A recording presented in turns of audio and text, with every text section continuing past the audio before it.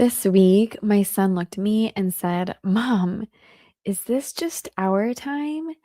And I realized how rare that question has become. Not because I don't love my kids and not because I'm not around, but because I'm almost always partially there. I'm physically in the room, but mentally I'm somewhere else. Do you guys ever have those days? Okay, it happens every day for me, but oh, that is when I knew something had to shift. So today I want to tell you what I added to my life for Lent and why it completely changed the atmosphere in our home in less than 2 days. Lent has always meant giving something up. So, prior years, I've given up sweets, I've given up alcohol, I've given up wine, I've given up beer, I've given up all kinds of things.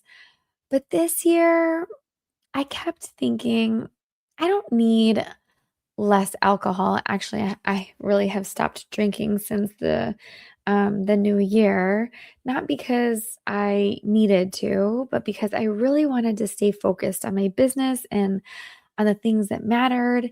And I just felt like it was kind of getting in my way of, me being really productive. And so I actually gave it up saying that when I started making more sales, then I would bring it back into my life. So, anyways, there's other things that I've given up in the past, like sweets, and I don't eat those anymore. I'm trying to be really healthy. So it's not that I didn't have anything to really give up, but I thought, you know what? I'm already doing all kinds of really good things. I'm eating healthy. I gave up alcohol. I'm really focused on growing my business. I'm doing the things, I'm putting in the action. And actually, this year, my word is action because last year I learned and I grew and I just worked on myself. And this year I'm putting it all into action so that I'm doing what I said I would do, and I'm putting into action everything that I've learned. And so what I'm realizing is that I need more presence. And because if I'm being really honest, I've mastered being efficient. I can answer emails during soccer practice. Heck, today we had back to back 3 soccer games, and I had just a little bit of time in the middle of them. But I brought my laptop, and while my husband was driving, I'm in the car and I'm doing work on the laptop, and I've got my plug plugged into my charger, into my phone, and into the car. I'm really, really good at bringing my laptop and just working on the go. And, things are happening while I'm cooking dinner. I'm able to check emails and text and get back to customers. And then, I kind of find myself also scrolling through the day, looking at things, making sure things get done. I'm very good at being productive, but I'm not always good at being fully present. It's like, when you are talking to somebody and they act like they're listening, they tell you they're listening and they're on their phone the whole time, like staring at something else, thinking of something else. Probably that's going to be me. And not that I'm not listening because I'm very good at multitasking. I can do lots of things at once. Listening and also doing work is one of my talents. However, I'm not really fully there. So sometimes I'm like, I heard you, but I really didn't hear you. Or can you repeat that? Because I wasn't really listening. Or my mind, like I'm processing what you're saying, but I'm also typing an email to a client. And so I want to respond to you, but it might take me like a minute after I finish my email so that I can finish that thought, then move on to another thought. So I decided to make one rule that for my Lent, I was actually going to add one night a week with my children and one night a week with my husband. Phone away completely. And even if it's just half hour, an hour, 2 hours, that is it. It's not a big production. It's not a Pinterest moment. No elaborate plan. Just focus time so that I can let them know, you know what? You're important to me, and important enough that I'm going to schedule it on my calendar. I'm going to make sure that I follow through. Ooh. Sorry, big yawn. Hopefully, you don't hear that on your side of things, and hopefully, I don't make you yawn. So, the first night was easy. It was the kids, we played games, we played darts, we watched a movie. Well, some of us did. I fell asleep. And halfway through, when we were playing the game, my son leaned against me in the way that kids do when they feel like completely safe and they just want to cuddle with you. And he started talking, not like surface stuff, but like really like real stuff, like asking questions. Things that I probably would have missed if I would be, like, half listening like I am usually half the time. And then he asked, "Is this just our night tonight? Like, you and the kids? What about daddy?" And that hit me because it shouldn't feel special that I'm fully there, but it did. And then the next night with my husband, it felt different too. We laid in bed, we talked, like, no TV, no phones, no nothing, just laying there. I mean, I really haven't seen him in a long time just because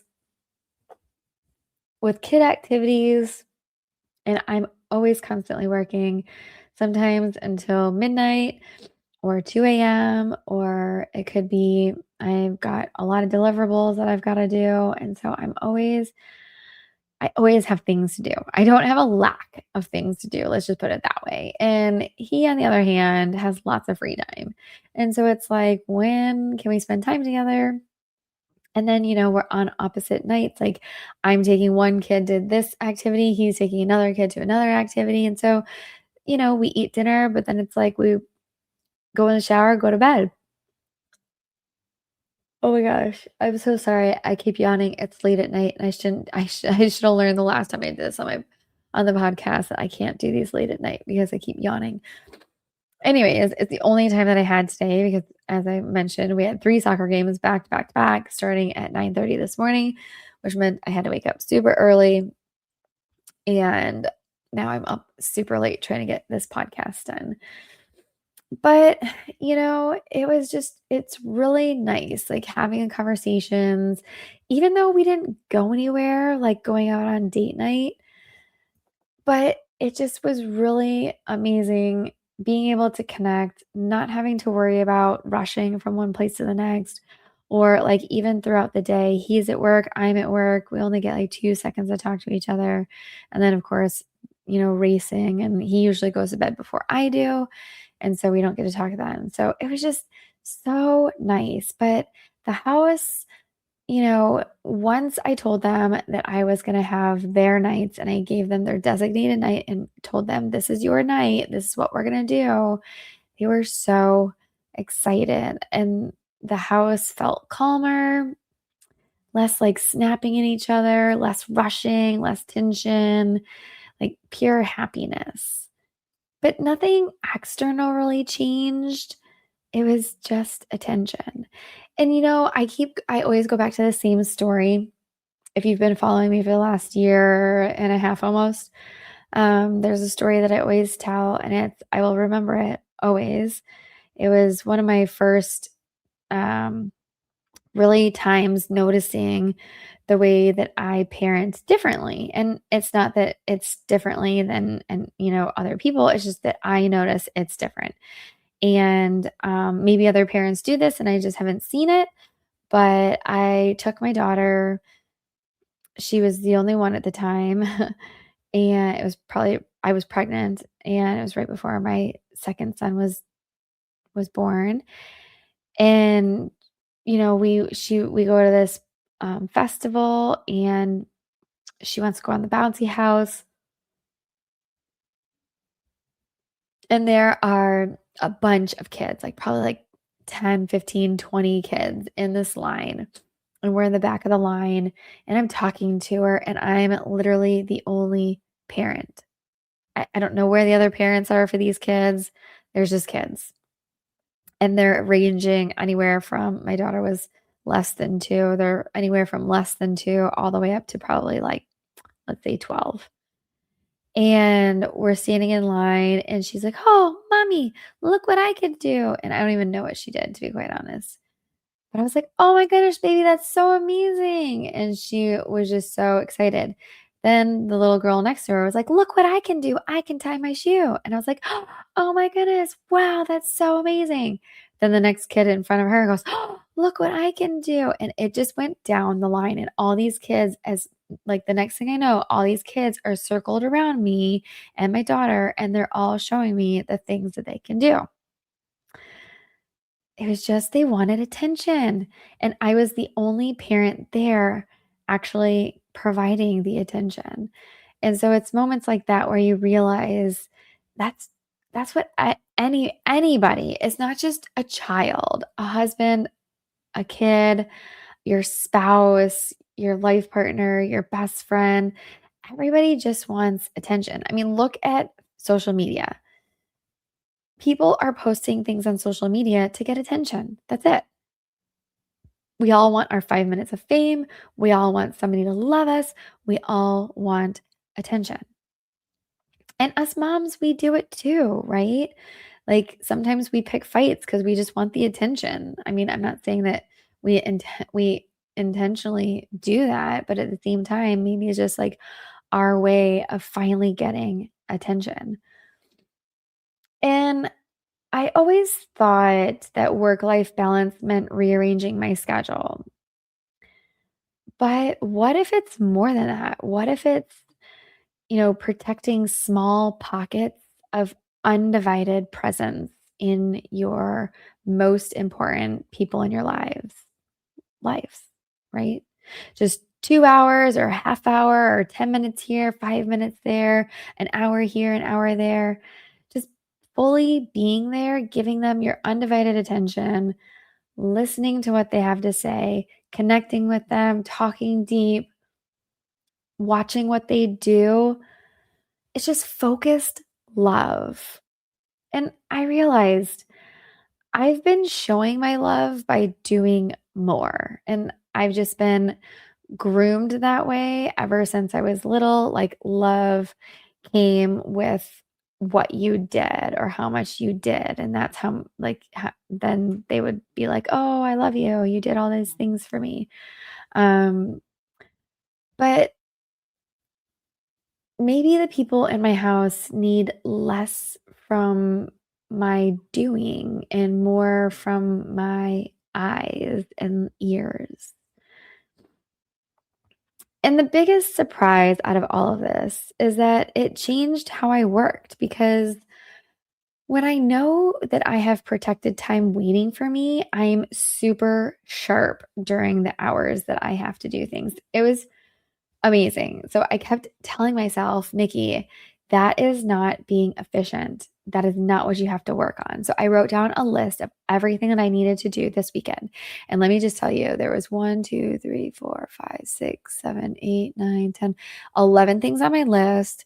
And I have done 8 of them out of the 11. There's one thing I almost did. I just am waiting on a response back. Actually, 2 I'm waiting on a response back. So there's only 1 I didn't do completely. I think that's really good. That's over 90% that I got completed, and I was very laser focused with my time. So Friday night was my night with my kids, Saturday night with my husband, and on Friday and Saturday when I was doing my work, like, I told myself, "Okay, you only have, like, 1 hour left. Make it work. Make it happen." And anytime that I caught myself not doing what I was supposed to get done on my list, I would be like, "Nikki, this is not on your list. This is not what you should be doing." I'm like, "You're right." And I would redirect myself back to getting my work done. Really funny how that happened. But I was more focused, less distracted, and it forced me to respect my time instead of it letting it just leak everywhere and jumping from like one thing to the next.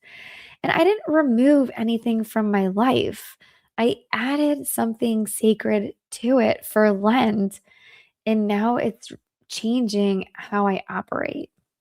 So I'm not saying that you need a grand gesture. I'm not saying that you need a full schedule, like, overhaul.